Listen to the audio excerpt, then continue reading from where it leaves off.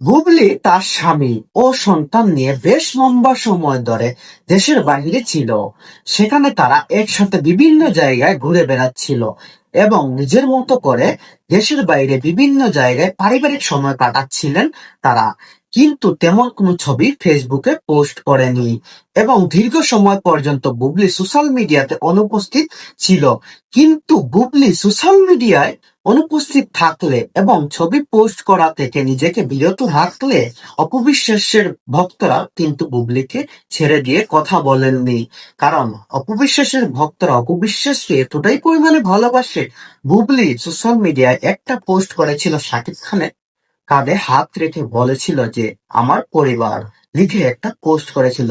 সাথে সাথে অপবিশ্বাসের ভক্তদের রিয়াকশন দেখে বুবলি সত্যিই অবাক। কারণ বুবলির সেই পোস্টটা অপবিশ্বাসের ভক্তরা মেনে নিতে পারেননি।